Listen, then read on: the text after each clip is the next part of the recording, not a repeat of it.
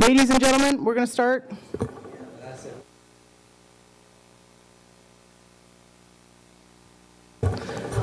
Okay, so now we're at work session 7, 4.03, Blueprint for Change. We have 2 hours allotted for this. It's 4:30. We're not going to go over. We're going to get back on schedule. I've gotten some very nice texts from the people in the audience. Thank you very much for complimenting me on my efficiency for this work session. So we have about 15 minutes maximum allotted for the Blueprint for Change presentation, and then we'll go into our part. On your mark, get set, go.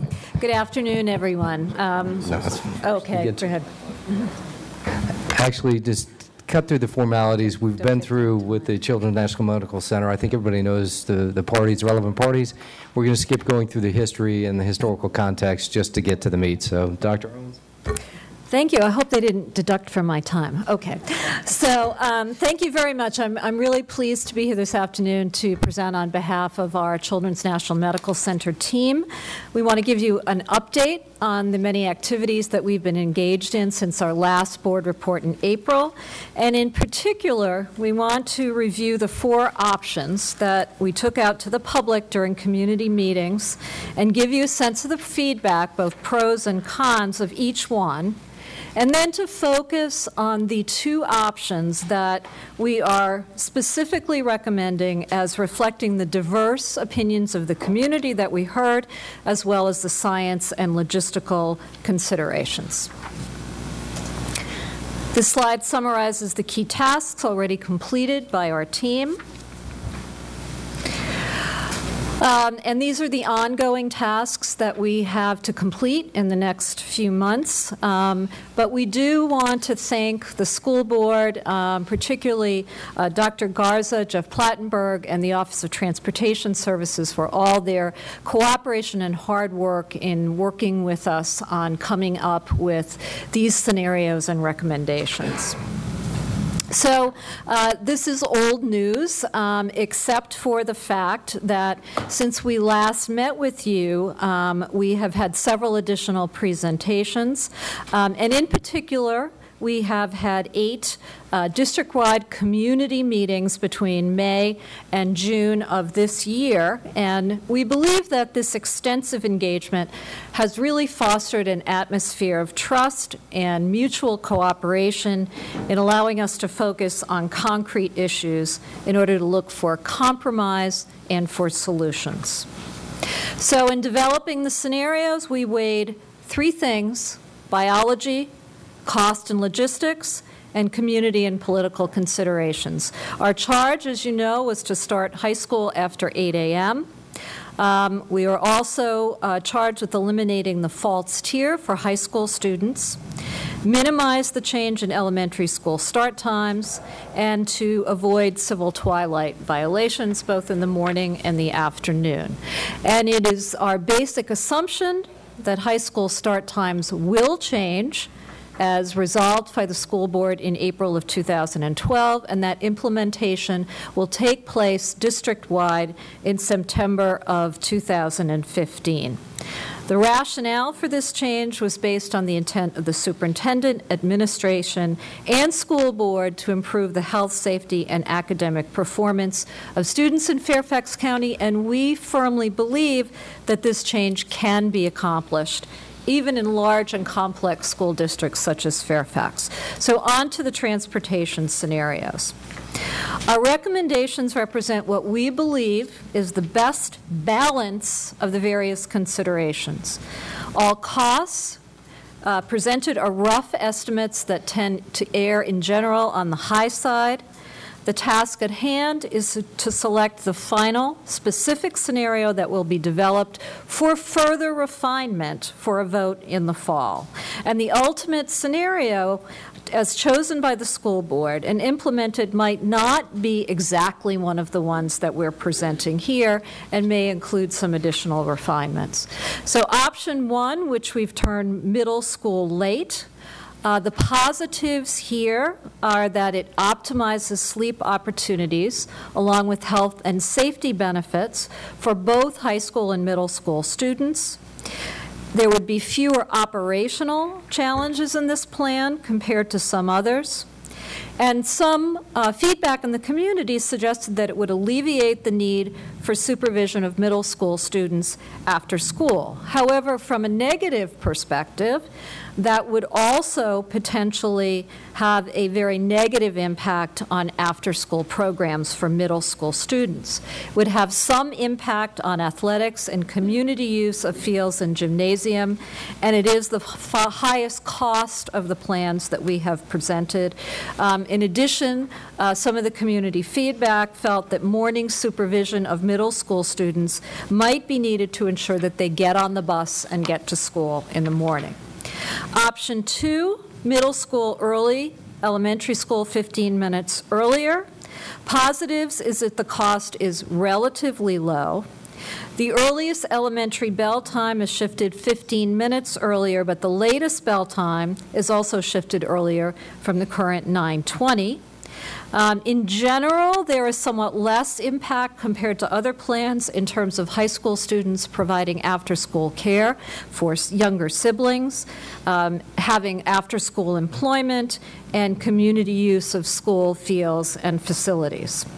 Additional challenges as identified by the community is that it might require additional student supervision in the afternoon, and that it does not provide ample sleep opportunity for middle school students. Option 3, the middle school, high school flip. Positives are that sleep opportunity is optimized for most high school students. However, it should be recalled that with the elimination of the false tier, this actually represents a full hour and 15 minutes of enhanced sleep opportunity. Elementary school schedules stay at the current times.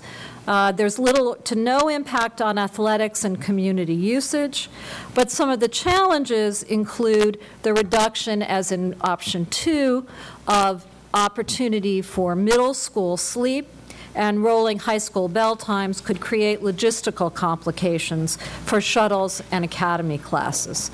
And finally, option 4, the high school later option. We got a lot of feedback from the community that this was potentially the best option in terms of sleep opportunities across the board. It's the lowest cost. And fits in best with the biology of middle school and high school students. However, challenges identified were that the late high school dismissal time would significantly compromise athletics, community usage of fields and facilities and after-school programs, and that the late arrival time in the afternoon of high school students might interfere with aftercare for younger siblings, impact family time, homework, and part-time work opportunities, that teachers' after-school employment and childcare could be negatively impacted. Students, high school students would be driving home in rush hour, and both high school and middle school students might be unsupervised in the mornings. Just a brief overview of the community engagement process in the interest of transparency. We held these 8 meetings, one in each cluster.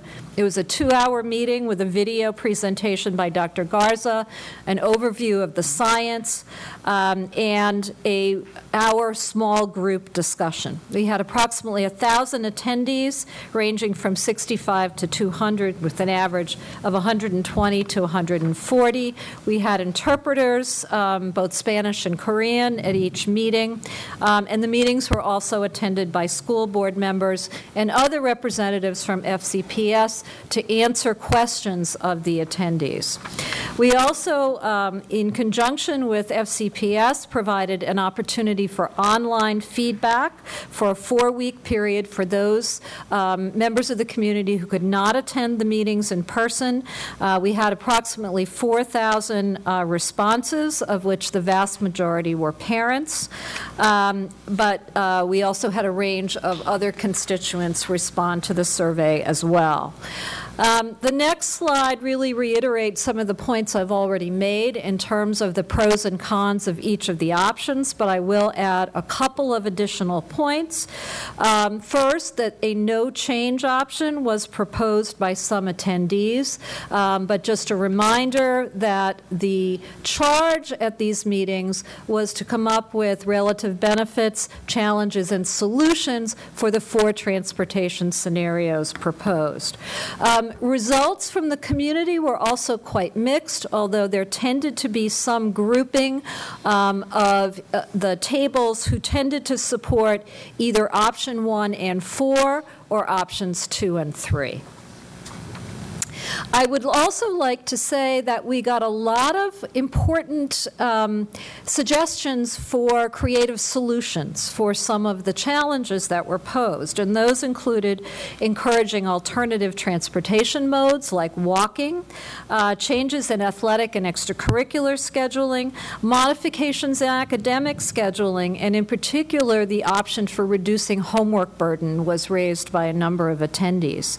Expansion of funded childcare availability, more teacher support was a common theme, and making modest modifications to the current scenarios, which we'll detail in a little bit more in just a minute. And there was considerable support for a formal assessment of the outcomes of these changes on student performance, health, and safety.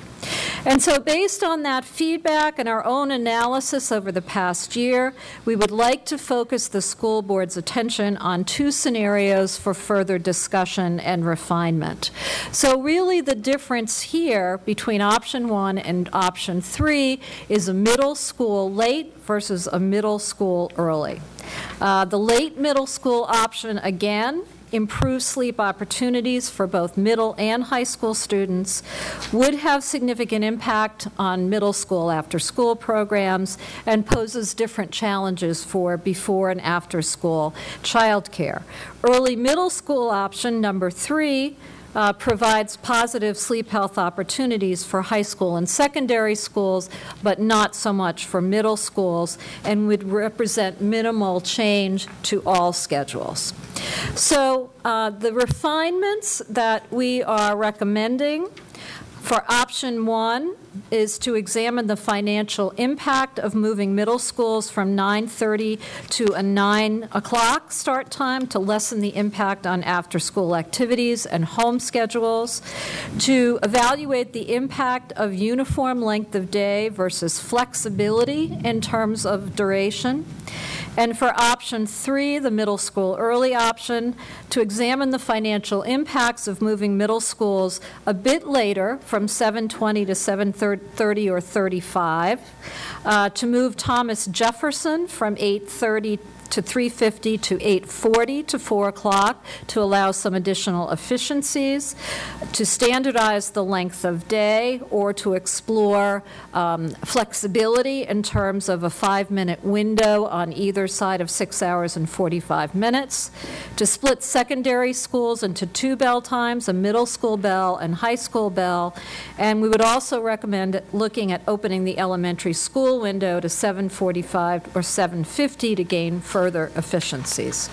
And in summary, the key implementation dates looking forward are the delivery of the Blueprint of Change in July and August, continued engagement of stakeholders in the community, culminating in the board meeting and action in October of 2014. Thank you for your attention, and I think I made it under 15. Wow, that was 13 minutes. I really like this. I may do this permanently. So I only have Ms. Strauss, so folks start queuing up. And this is a queue we're going to honor. All right. Glad I got out of that. All right. Thank you. Thank you very much. First of all, I no? Okay. All right. I really appreciate all of the opportunities for community input and the many, many meetings. We've been to a lot of them, and I think that the meetings were conducted very well. And my sense is that the community felt heard, which is always very important in this process. I also want to say that as we move through this and make our decisions, I think the other very important part of the research that not only you have presented, but we're now seeing in other educational communities, is the effect of the blue light spectrum. and technology and TVs and all the rest of it. So however we come out with this, people also need to understand that they need to begin to turn off their devices. And I just think that's very important. Anyway, I appreciate the recommendations looking at option 1 and option 3. Option 3 is actually becoming my favorite. But I have some questions. First, on getting rid of the false tier. Well, let me just lay out my 3 questions. It's always transportation, because that's always been our problem. How are we going to get rid of the false tier? And then you mentioned the rolling high school bell with option 3. I don't understand what that is. And getting rid of the false tier. And by the way, I've done research with all the private schools. Most private schools start between 8 and 8:15, and a lot of those schools, kids are going a very long distance. So if we start between 8 and 8:15, in other words, which is where that option 3 is, I think that I would think the community would feel, okay, we can handle that. But false tier and this rolling bell with option 3 that you had mentioned, if you can comment on that. So the false tier. I know what it is. Yeah. I mean, it's more buses, I would imagine. Well, the point there is that a lot of people brought up during the community sessions that 8 o'clock was not enough gain for high schools, that they actually wanted to see them later. And once it was pointed out to them that because of the false tier where you're dropping kids off at 6:45, people were focused on the bell time of 7:20 and saying, okay, you're only moving them from 7:20 to 8 o'clock, and that's not enough benefit. Once we pointed out, well, they're actually being dropped off a full 35 minutes Right. before that. Exactly. That totally opened up people's eyes. So there seemed to be a lot of miscommunication or just not an understanding of that principle out there. And when we went around to the tables and we were asked that question, it actually changed people's opinions on So that. because you're the transportation consultant, so how do we get rid of the need for the false tier? Because part of that just has to do with scheduling buses. Well, that's actually built into each of the models that we modeled. Okay. Right. That was my question. Yeah, Okay. so the false tier goes away because we have a commitment that the middle school kids will not be dropped off more than 10 minutes before the bell.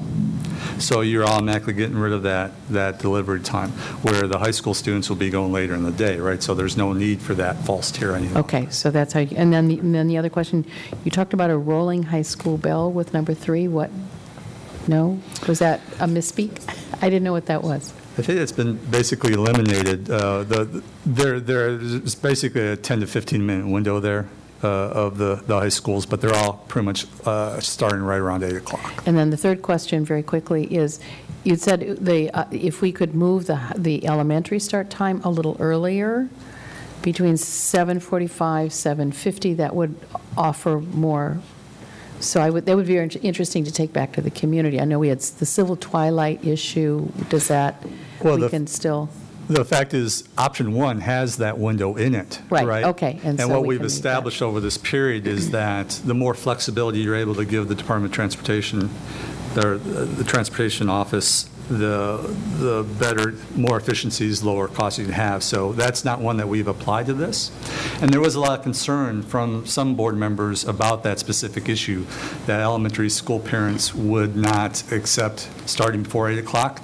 We heard none of that. No, I haven't heard that either. I mean, you have to be reasonable, but I'm curious to take that one back out and to where you can, because anyway, Yeah. I've taken that And myself. with regard to civil twilight, these were all calculated without civil twilight you. violations. Okay, that was, because that's the bottom line concern. Okay, I'm thank you. going to call on Dr. Garza next, but I do want to thank CNMC and Mr. Plattenberg, because I'm going to tell you that the presentation was about 3 times this long, and so they've done a phenomenal job, streamlining and delivering. So, you managed yourself well, so they need to be acknowledged for helping us get to a discussion quickly. Dr. Garza, I believe that you have something to add. Actually, it's a question. First of all, comment. I just, again, want to thank you all for your hard work. You've been through this whole past year with us. Your engagement in the community, along with our transportation staff, I think you've done a great job. I'm going to focus a little bit on the slide around the decision point. Late option, which is the number 1 option, or early middle school option number 3.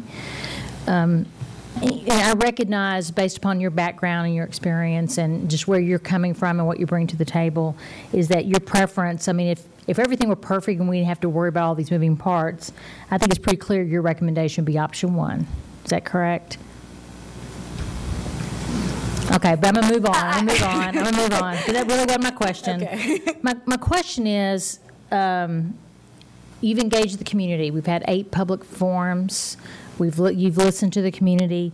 So based upon what you've heard from the community, if we had to zero in on one option today, what is that option that you believe takes into consideration a better opportunity for our high school students or secondary students to have more sleep, that also balances that with kind of these other challenges and other moving parts and other things that we affect? Where would you focus the time and energy, around 1 or 3?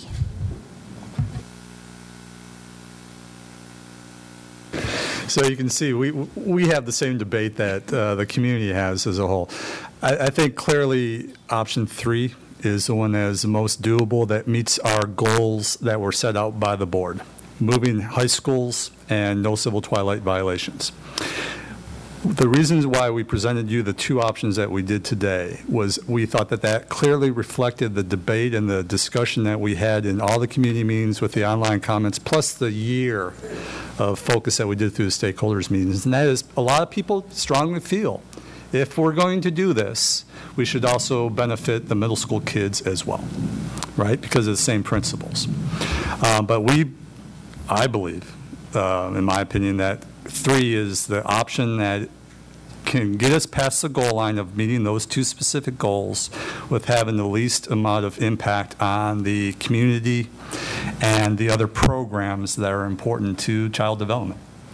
The reason I think that's important at this juncture is because I think it behooves us to focus as a system. And the final thing I was going to ask is some of the major organizations that you all, along with Jeff and others, have been visiting with, are they formally taking a stance or position? For an example, some of the groups we talked about, have they yet done that? Yes, Jeff? ma'am, Dr. Garza. In fact, I've got the letter here that came from the Athletic Council that does exactly do that, recommends option 3. They talk about the playtime. They appreciate the fact that staff did come and present to them and speak with them, but given their needs, and they talk about how we are meeting all the needs of the children, and they talk about during the school day, but then they're meeting their needs after the school day, and that in order for us all to win, in this document that I've just recently forwarded because I received it today, and I apologize, I've been pressing them for it, and they've had other issues, but the Athletic Council came forward and recommended option 3. They also recommended us working with the Park Authority. We have a meeting with them on the 23rd of July for them to move things back.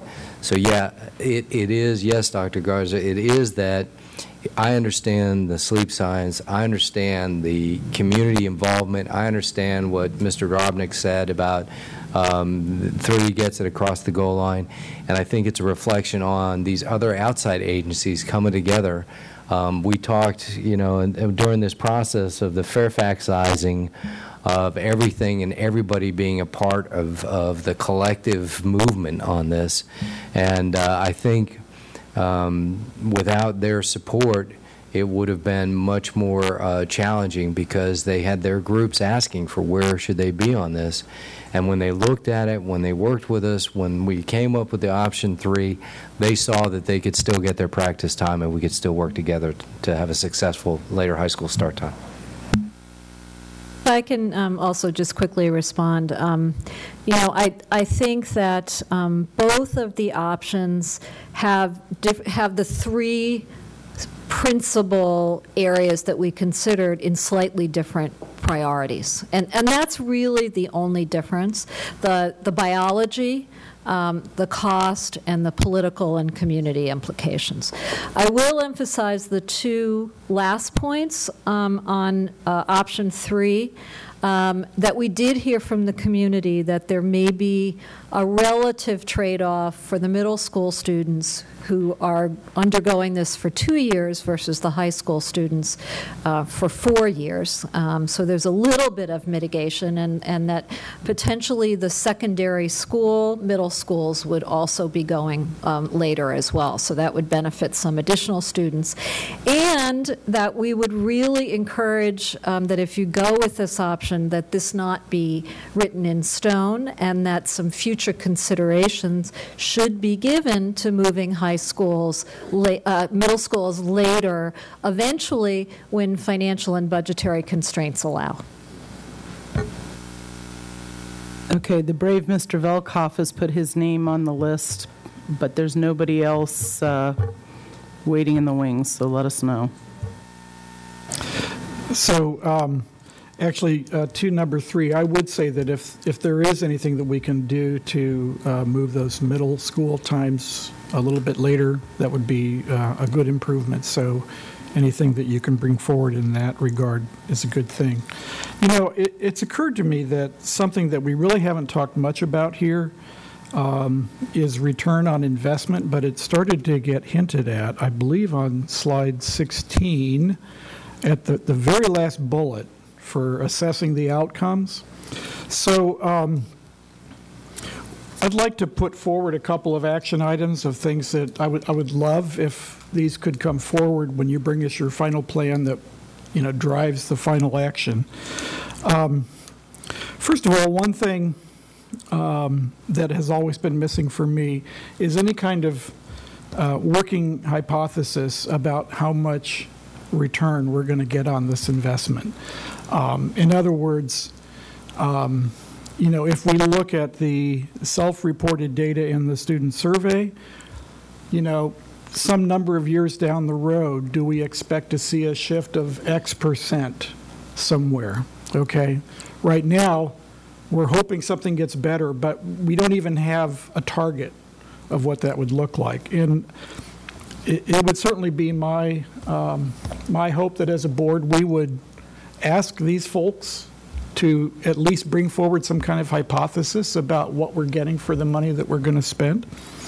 And then the second request, and I think there's complete agreement here, is I would love it if you can scrounge up some grant money and start measuring in 2014-15, because we've got a year on the current schedule, okay? And we've got kids, we've got a baseline that needs to be measured. And then when we make the change in the following year, we've got some changes that can be measured. And if we lose the opportunity to measure that baseline, we really we've missed an important opportunity here. And I would just say, by the way, that, you know, all of our stuff to date has been based on self-reported sleep times, and the world has changed sufficiently. I'm actually wearing a Basis active tracker or some such, and I can tell you it tells me that I'm completely out of shape, sedentary, and don't have good sleep habits. But you know, if vendors could be persuaded, you know, this thing tells me how much time I sleep, the amount of REM I get, deep sleep, whatever, right? If you could equip a few hundred kids with these things over the next year and the year after, we wouldn't be guessing, right? We would no longer be guessing about whether this is helping. We'd actually have real measures. So I don't want to be too much of a geek about it, but I really think that we, yes, I think we really need to do that, and I really hope you can help us package something there. We are 1,000% in support of that, believe me. And We have some experience in looking at pre and post outcomes, so I think we have lots of hypotheses about what kind of variables might change as a result of start times, ranging from sleep duration to daytime sleepiness, to grades, to standardized test performance, to visits to the health center, to driving accidents. There's a myriad of parameters that we can look at that we would love to do, and we are actively seeking grant support to enable us to do that. Danny, you want to comment? No, I mean, if we realize that this is a district that's strapped for resources. If nothing else, we do need the clear interest in working with us and supporting whatever work we end up doing, even if we don't rely on your resources specifically. That your support for that would be important. Okay, so the queue is Mr. McElveen, Mr. Moon, and Ms. Smith. So first of all, I would like to congratulate Mr. Plattenberg on performing an never-before-seen feat with getting support from the Athletic Council. So congratulations to you. And the team, of course. But that's very, very, very exciting, and you should be commended for that. That makes our job slightly easier. My preference is for number 3, as long as we can push the middle school times as late as possible. My main concern is I don't want this board to be put in the position where we make this change and then all of a sudden we put the system back in a position where we're again being lobbied to change middle school times. So that, if you go back to slide 17, that last bullet is very concerning to me. Because I think I'm committed to changing start times, not only because it benefits students, but because I think it's important for this system to make a decision and move on. You know, we've debated this for decades. It's time to put this to rest. And I truly hope that is not where we end up. But again, thank you for all your work, and I think this is a great step. Okay, when I announce the lineup, it doesn't mean there aren't other people behind. You know, at bat, on the deck, in the hole. So, Mr. Moon, Ms. Smith, then Ms. McLaughlin. I think Mr. McElveen has just stolen my thunder. If I want to add to that, just one request, minor request is if he could give us 10-minute increments of a middle school beyond 7:20 start time, how much of extra resources would we need to go into make that happen? See, our goal, if I might jump in here, Jeff, if you don't mind if I jump in here. Our goal was tonight, I think the direction from the board was to hear from the consultants tonight with regard to what they've heard from the community based upon the 4 models that were taken out for feedback, is to hear your feedback tonight, input, and then that would shape a final recommendation. So therefore, with a much more detailed cost analysis. So I think we're hearing strongly from the board, and quite frankly, I have a strong opinion about that as well. We've got to get middle school like around 7:35 if possible. I think 7:20 is going to, 7:30, 7:35 would be much better. So we'll work on some costing of that, because I think that is the comment, wasn't it? The costing of that. Okay. Mr. Moon, was that it? Done. Okay. Ms. Smith, Ms. McLaughlin, then Mr. Stork. A couple of the things that you said about the refinements I didn't catch, and I didn't see them on the slides. And I wasn't sure if it was for the option 1 or option 3. There was some comment about middle school starting like at elementary school starting at 7:45. Is that what I heard? I didn't catch that in your comments, Judith.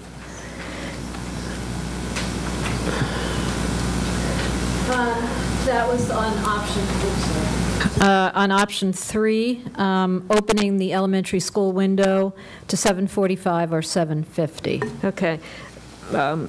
It's just hard because it wasn't listed there. So that's another consideration you would have. Okay. The other question I have, and it's one of the suggestions on here, is the third bullet down, standardized length of day at 6:50 for all tiers. So the elementary school day is currently 6 hours and 40 minutes. So, well, I'm going by what it... I am on slide 18, I'm sorry. But Ms. Smith is right. Our elementaries now are at 6:40.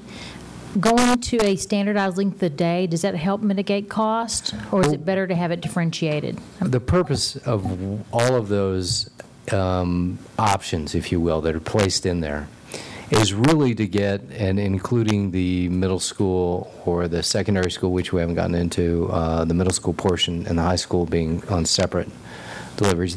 The intent is so that we can come back and fine-tune, as Mr. Mahoon had mentioned, so that we can give incremental scenarios to identify what the sweet spots are, or from transportation standpoint. Because in our preliminary look at some of these tweaks, or as we'd call hybrids, and I know Ms. Evans wanted to talk to this specifically, it shows that we have some real nuances. Example, middle school at 7:25 start might have no cost impact. 7:30, 6:45 day, still no. 6:50 day, so many buses. It's that inextricably linked that I think if given the opportunity to come back with these hybrids on option 3, we can show what those impacts may be for an informed decision as to what are non-negotiables. So I guess what I was going to say is that it intrigues me to look at making the same length day for all levels, because I don't feel like there's enough instructional time in the elementary school, and that I don't want to confuse this with what we talked about in the full day Monday discussion that said we're counting our time differently, but we weren't changing the end dismissal time. We were just saying, okay, the teachers are with the kids till they get on the bus. It doesn't bother me to see that we would say the dismissal time is 10 minutes later for elementary schools. Yeah, Ms. Smith, Because I think 6:45 was what works best for us at all levels. I mean, right out Say from that again, I'm sorry. The 6:45 from a transportation standpoint works best at all levels.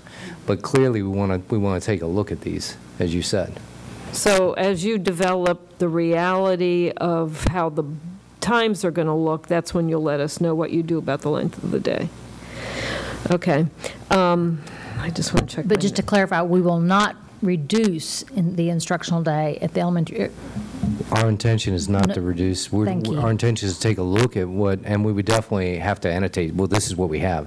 You know, we have in the past had schools that were all over the gamut. And our momentum and our inertia is to try and standardize that. So I have another question on slide 19, and this is more a board question in my understanding, because it says in September, board information, new business, October, final board action. So we kind of have two standards of how we do work. Some work we have new business in action within 2 weeks. Other work, the CIP, the budget, there's a longer time frame. For me personally, I would be very concerned if we only had a 2-week time frame in this decision making, and it doesn't state that here, so I just wanted to put out that marker that there needs to be enough time to get true community engagement. So, Ms. Smith, as a next step, I actually see that building into the calendar, Ms. Goddard, of an extra cycle between the publicized new business and action. And I think that there are certain times where that's prudent. So if you could make a note of that, of building in an extra cycle as a next step. I have Ms. McLaughlin, Mr. Stork, and Ms. Hines. Can I? Go ahead. I just had a question of clarification. So these exact scenarios with a great deal of discussion did go to the community, and we have very specific feedback on each of these from community, both from the recent town hall meetings and from feedback online. I would tell you we heard from the community that showed up and participated with the online survey. So we heard from the community, but whenever the board's going to take a vote and have action, I think we have a responsibility to ensure that we have time frame for the community to be aware of what we're doing. So just to again, one more clarification. So there's feedback on the challenges of implementation, and then there's a feedback on implementation. I think that when the community sees what the final suggestion is, as a board member, I want to have time for the community to provide feedback. I understand a lot of people don't care what the community feedback is because it's going to be done no matter what. For me, the community has a right to provide feedback. That's all I'm saying. Ms. Smith, we're not going to make value judgments about what people care about. So we're moving along. Mr. Stork, Ms. Hines, and Ms. Reed. Ms. McLaughlin, you crossed her off too fast. It's Mr. Belkoff's fault. Okay. Okay.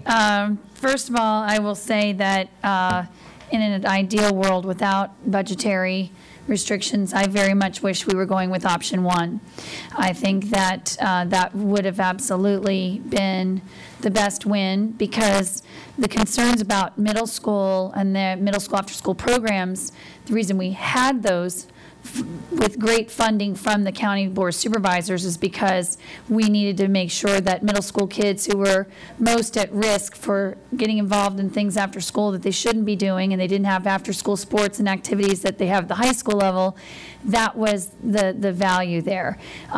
Getting out later means they're going to get home and you know, either go to their own recreational sports and or homework. But I understand that we have to be practical, and so I see the merits of option 3 with the refinements, and I want to thank you for bringing those suggested refinements to today's presentation, because I thought they really do help us to look at how to make, in my mind, option 3 as best as possible, including standardizing the length of day for all of our schools, K through 12. From comments that my colleagues shared, I agree with Ms. Strauss about educating our families about the blue light impact on students being able to settle the brain and get to sleep. But I would remind our school system that in converting to online textbooks and the heavy homework loads, that is something that we also need to own and work through, because you can't tell a child to turn off the computer if the only way they can do their homework is they're reading their textbook online, or their teachers have given them 3 to 4 hours of homework, and so there's no other way to do this but to read up until 11 o'clock at night. The second thing is very much also agree that we want to get those baseline measures for the return on investment, but I differ a little bit from my colleague, Mr. Velkoff. I don't necessarily want targets. What I would want to do is identify the baseline of where we would then see improvements. For example, it's not really important to me whether we reduce the rates of depression by 5% or 10% or 50%. Obviously, the more we can reduce those rates of depression by, you know, issues of sleep is wonderful. But mostly what it is, it's going to be seeing change over time. So I think that's really important. Being able to use the Fairfax Youth Survey, and where we can capture the reported hours of sleep. Are they getting adequate sleep or not? Maybe they're going to shift in that first year from they're only getting 5 hours sleep, now they're going to get 6. But maybe we're not going to get to 7 or 8 until we attack the homework load issue. So we will make incremental improvements, I believe, in the lives of our children, and it could be as simple as they're going to get that hour or more of sleep, but we won't get all the way there yet till we address the other problems. The other thing for academic achievement in terms of a baseline, we have to be mindful that our demographic population is changing in Fairfax County. We have higher needy students, higher language, English as a second language populations. All of those are going to impact our student achievement numbers. So when we talk about baseline and seeing increases in our student achievement, we may need to break it out by subgroups. because we're going to be having a changing population, and that would change our baseline without the bell schedule issue.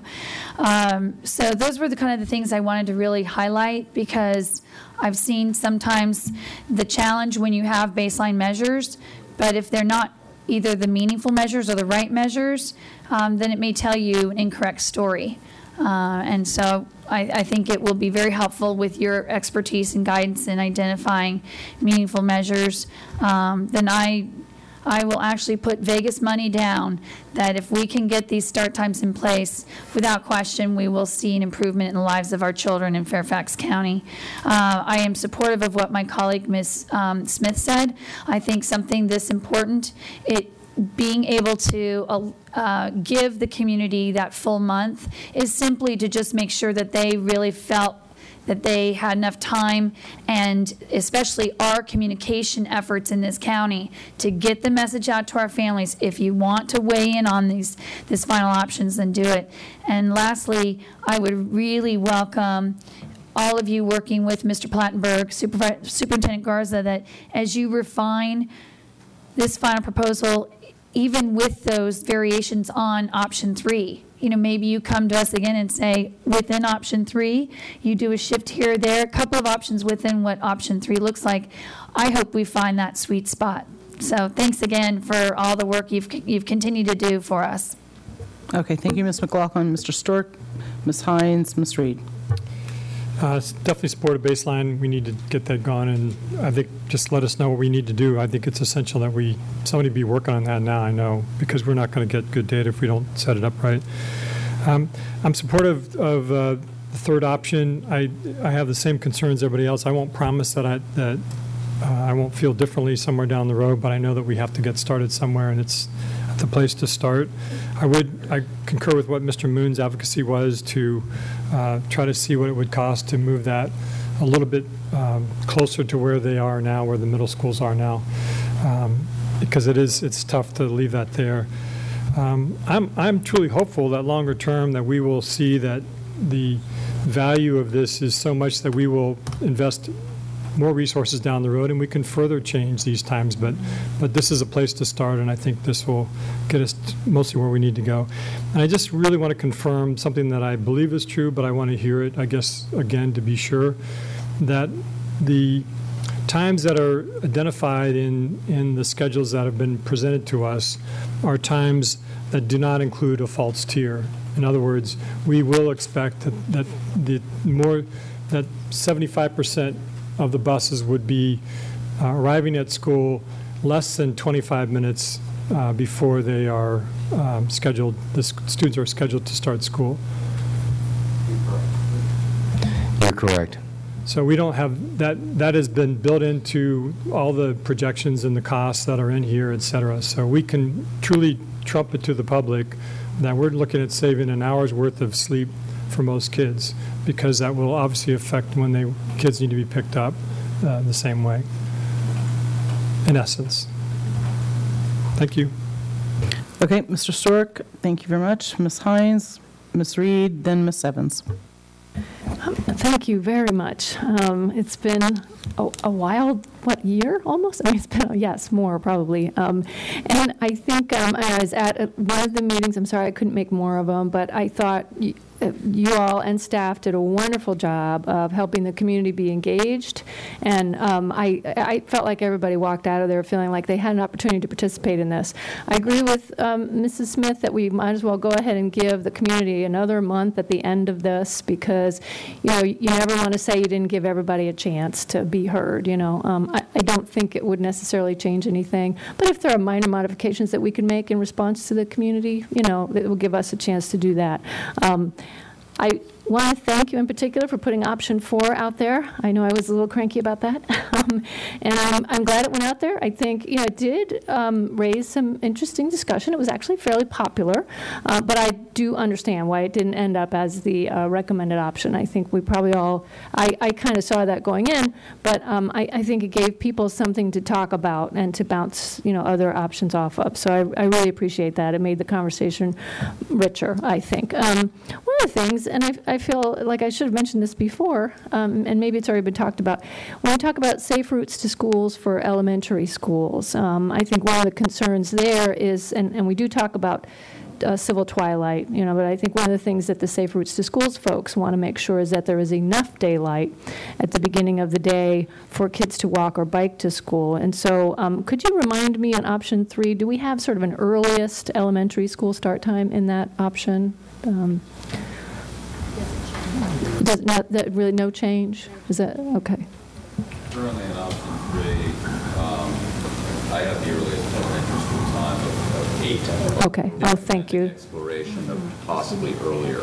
Okay. Window earlier, although in other options, we have I think the earliest start time is 7:40, which again does not include any civil twilight violations. Okay. All right. Thank you. I mean, I guess I would just say that we should push closer to 8 o'clock than 7:40, only because I think, it's a challenge to make parents feel like it's a safe thing for their kid to walk or bike to school, and that's part of our health concerns too. So, but it's just one of many things to consider. I would just close by saying I also was sort of captured by slide 16, like Mr. Velkoff, with all the sort of going forward kind of things, the measurable outcomes. I am encouraged that you are looking at grants to do that. I think it's very important that we have some kind of measurable outcomes on this, and so I definitely would support that. And when I looked at reducing homework, I know if you really want a true scientific study, you have to try to control for other things, right? But I think it would, if we could, also track any changes in homework for kids at the same time. I don't know if that would be part of that or not, but because I do think that's a big factor in how much sleep kids get. I don't know how to address that. It's interesting that you mentioned that, because one of the studies that we did actually found that students on average went to bed 20 minutes earlier, as well as sleeping an additional half hour in the morning with a 30-minute start time change. And one of the things that we speculated about was that they were actually more efficient at getting their homework done. Part of it is distraction by electronic media and social networking and all those things, absolutely critical. But I think, if 3 hours of homework takes you 5 hours to do because you're not alert, you're not efficient at getting your work done, that could also be a factor as well. Okay, thank you. Ms. Reed? Thank you. Thank you all for your very, very good work in this area. I feel like, we've kind of jumped into the details, but I want to take this opportunity to congratulate everyone who's been involved in this effort. Children's National Medical Center, Mr. Plattenberg, and all the staff who've worked so hard, Dr. Garza, and the board itself, because you go to these public meetings and you hear Dr. Owens say, this is a national public health epidemic. And just think about that for a minute. And so we are actually now making meaningful changes to address that, and good for us. So I didn't want to lose sight of that, so thank you all. I did have a few questions and comments regarding the options. I very much favor option 3. It's the win-win. Perhaps there are some additional tweaks, but in particular, there were a great number of people, like the athletic council groups and the folks who were interested in after-school activities, that were very concerned about the ending time. So I feel like this is still within the window of acceptability, and appreciate them working with us. And you mentioned, Mr. Plattenberg, also the Park Authority, that you're going to be reaching out to them. And then you mentioned the bus drivers. What kind of input will we be soliciting from them? Well, really, it's just basically going back and, checking the runner of second. And as we've said before, if you're not aware of what we've been about, then I don't know where you've been. Maybe you've been Rip Van Winkle. But the point is, there are a number of folks who really, because we've had these outreach community meetings and bus drivers have been there, they've said, well, why don't you come back to us and come back and talk to us about what this means to us? So it really is continuing that dialogue. And the Park Authority clearly was, they do have a place in this. There's a member of the Park Authority board who is on the Athletic Council board. They're well aware. I've reached out to the new director there. He is aware. They have told us that they believe that they'll be able to work with us, because what this will require is extending their time for us for a half an hour. They had committed to working with us to find reasonable resolutions. And it's really just bringing everybody back home. Because the biggest groups were the community outreach, and then as well the athletic council, then the park authority, then internal staff. I know we've talked to some of the teacher representative groups, gotten a lot of feedback about programs, about scenarios, about concerns they had. And again, that'll be another opportunity because it's such a large number of our employees. So it really is just continuing that inertia and momentum of outreach, of input and feedback as we, continuously learn Good. about what we're And I think that's a terrific idea. I mean, everyone should feel part of the solution here. So I think that's great. And the bus drivers in particular probably will have a lot to say about traffic patterns and things like that maybe the other people wouldn't, necessarily be focusing on. Regarding the costs, for option 3, $5.5 million, 46 buses, I understand that's, you're an estimate at this time. But that is, just to clarify, is just a one-time expenditure, right? And then, but in addition, there will be some type of recurring cost for employees, is that right? There are both recurring costs and there are, I wouldn't call it one time, but in our original estimates, we had lease purchase of buses, and we do that over a period of a number of years. So if you lease purchase bus over a 4 to 5 year period, well, then you've owned the bus. Well, the school board took action at the year end to go ahead and purchase 20 buses outright. And if that is utilized towards this, then we don't have that lease purchase recurring cost for that number of buses. So the picture continues to unfold based upon the decisions that are made. Your specific question, there are recurring expenses. A bus driver's salary goes on and on and on. There are expenses such as the purchase of the bus that, generally speaking, go on for a period of time until that lease is over, and then that cost doesn't continue. So for the next iteration, perhaps when you refine the options at that point, maybe could you give us a little bit more specific information on the budget? Absolutely, and with these refinements, it'll give us the opportunity to really clarify that picture, and that's why we've asked for this input. Yeah.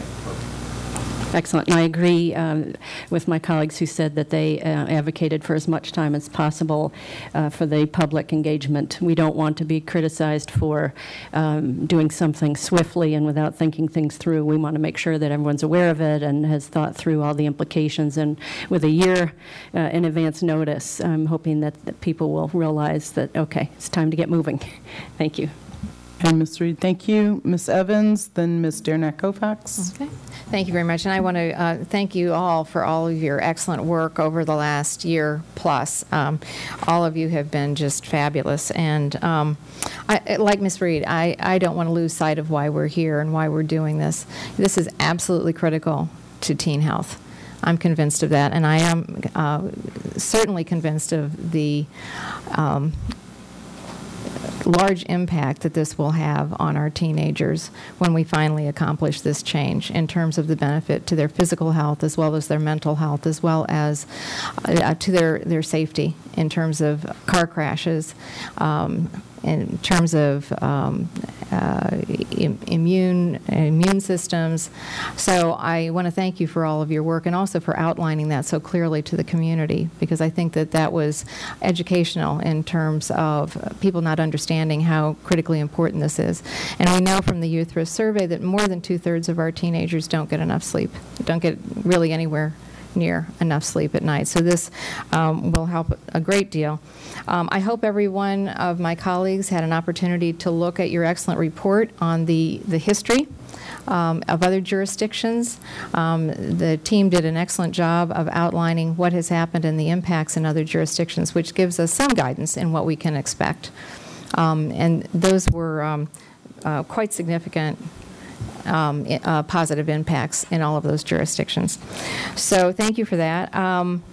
I think where we are now, it's we are near the goal line, and that's important for us to figure out how we're going to move down this path next. I guess I would ask Dr. Garza, in terms of making your recommendation and creating your recommendation, it appears we've got our experts have engaged with the stakeholders. More people are saying that they believe that option 3 gives us at least a framework for moving forward. Is that your desire to have option 3 as a framework for you to use with the ability to have some tweaks to that and create some improvements in it? Yes. Now, we'll speak and we'll talk after this in terms of Jeff and his team, but it's fully my expectation that we'll be taking option 3 and we'll be making some modifications to that, some tweaking to that. All right.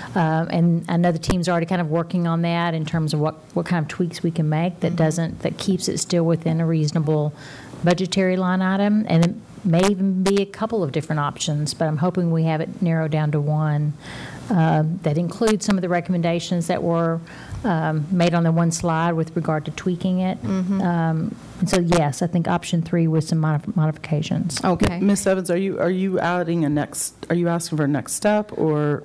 Well, if there's I'm an trying to clarify. understanding on that, I don't know that has to be. I mean, if we are giving the superintendent authority to do that, then I guess that if we need to call that a next step, sure. I mean, do we need to do that? No, I don't think we need to do it. It's going to inherently happen, correct? It's just going to happen. Thank you.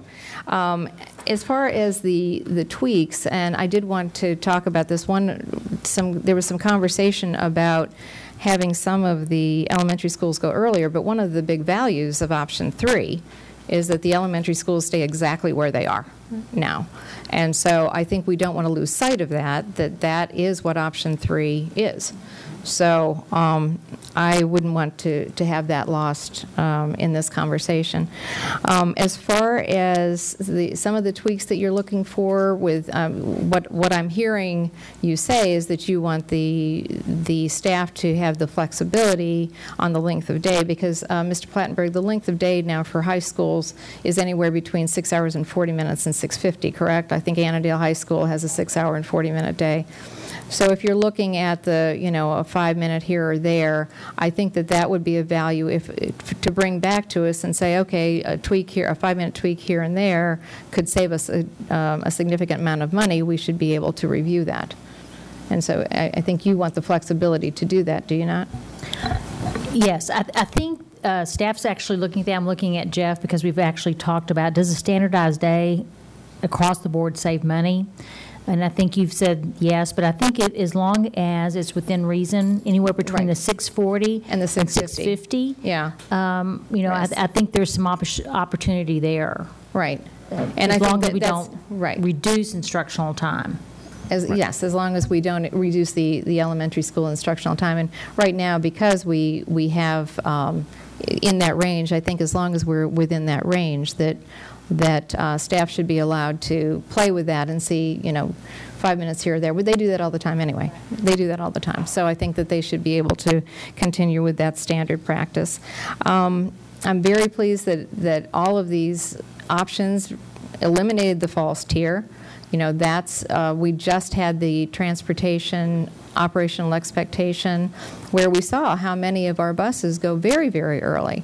And deliver our students more than 30 minutes before the bell, not because it's what's good for them educationally or because it's required, but simply because in the past that's been used to save money, and we understand we need to save money, but it's important for the community to understand that every single one of these completely eliminates the false tier.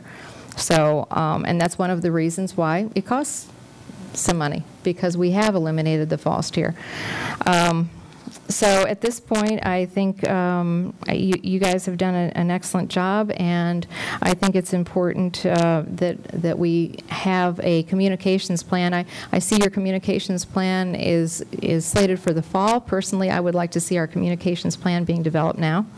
I think it's important that we, right when we had our very quick turnaround on the Monday early close, we scrambled, and I think we scrambled well, and we were able to respond, but I think we have an opportunity here not to have to scramble so much, and I think we should be working on that communications plan now.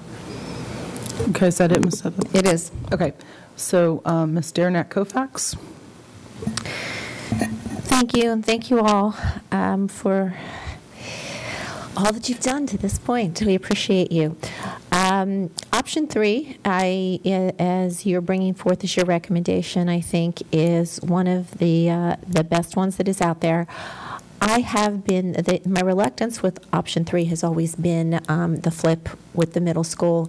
And, you know, when we talk about overall teen health and being the mother of somebody who just left middle school, what I would like to see, Mr. Plattenberg, in your scenarios when we tweak these things, I'd like to see, I'm not exactly sure how it's going to be done, but I would like us to see to push the envelope as much as we could up to a 7:50 start time and see what that cost is, because I have concerns, like Mr. McElveen said, that I'll get it yet, Ryan, and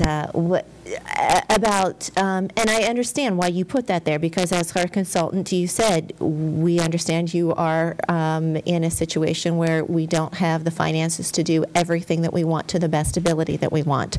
So, you know, one of your bullets says middle school times could eventually shift.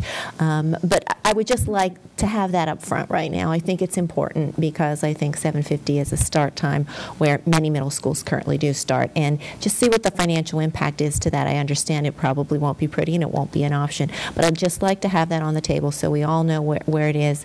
And if you're going to, you know, I assume what you're going to do, Mr. Plattenberg, is you're going to say that the those approximate costs and buses added for 7:30, 7:35, and move it on up, and then tell us what happens. So that's what I would like to see. So thank you.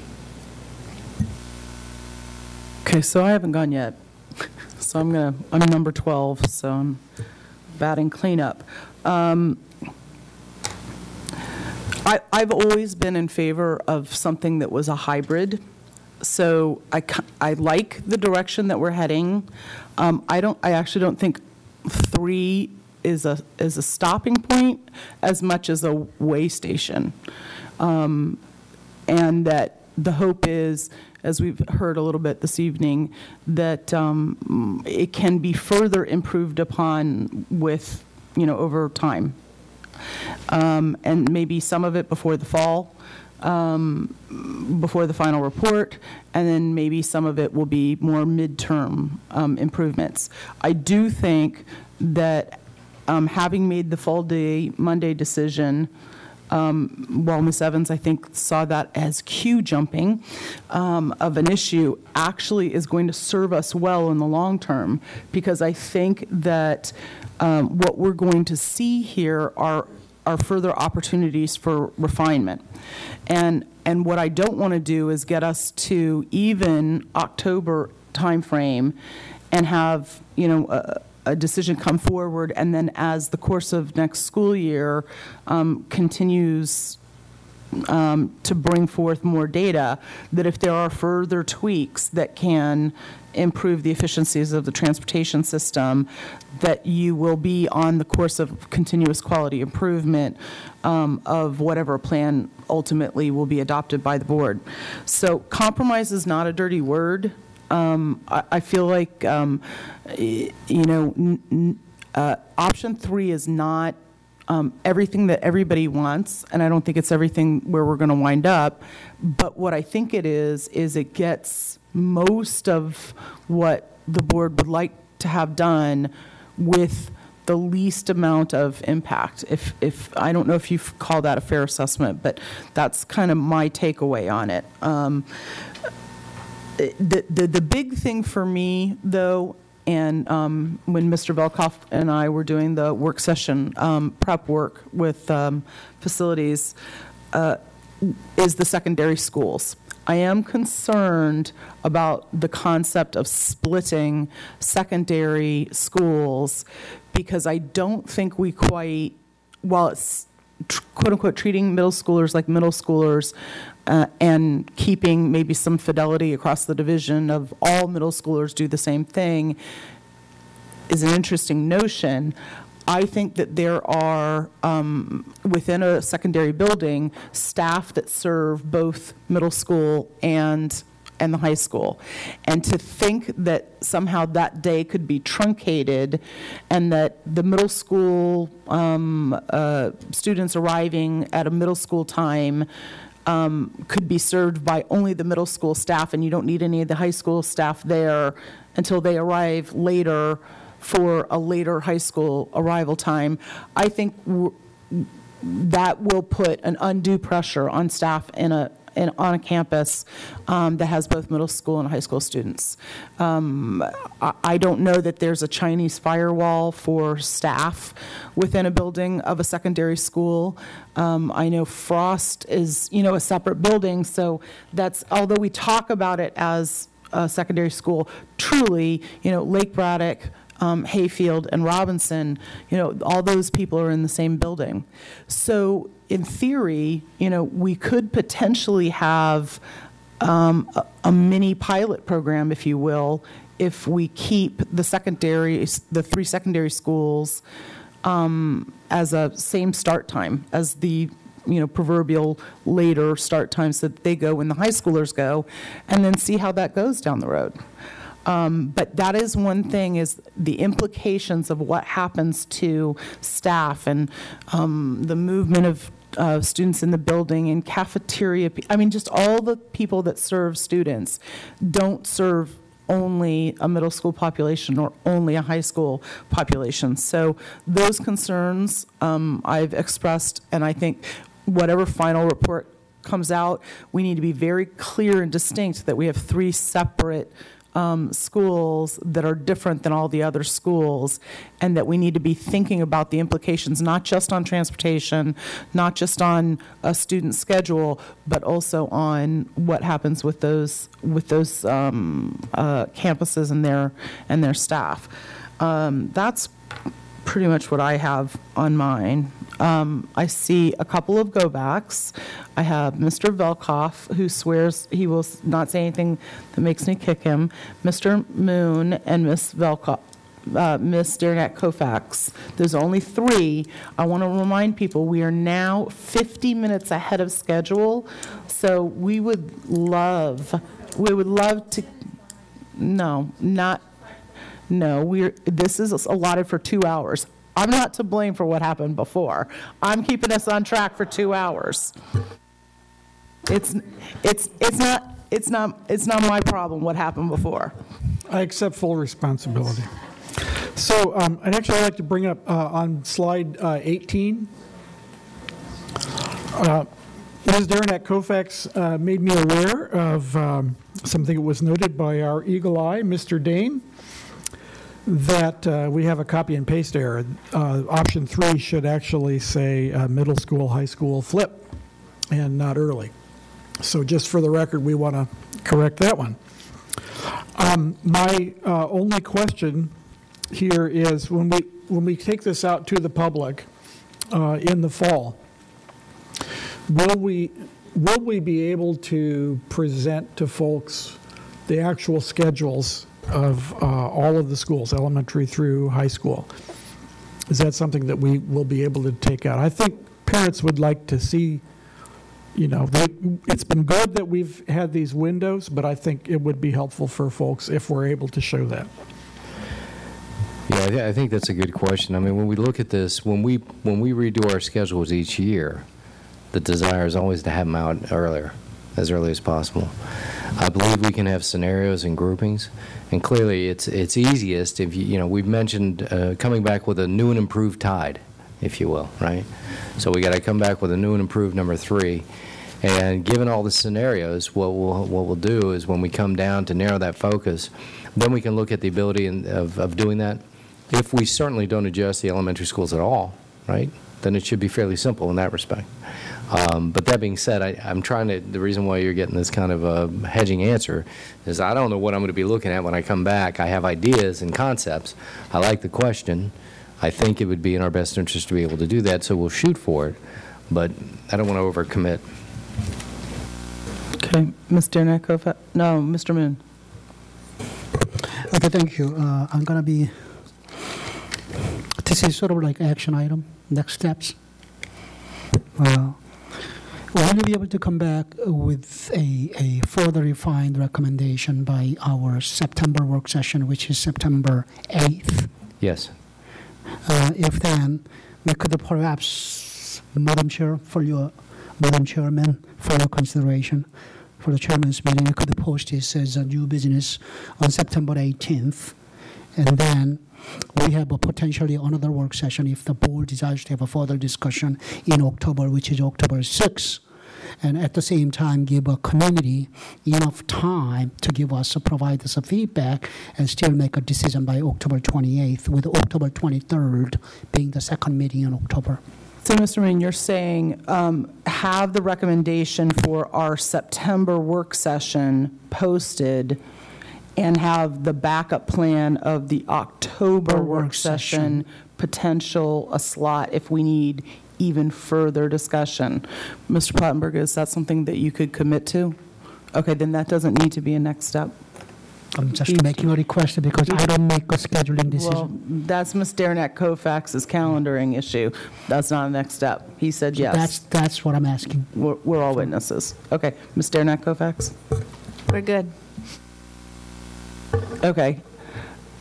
Even though the agenda says that we're behind, we're not, unless there's anything else. The agenda says, but I had 3 hours to manage and I cut 45 minutes off, so we're taking a break. Thank you all so much. Thank you, guys. Pam, is there lunch? Thank you. Pam, dinner.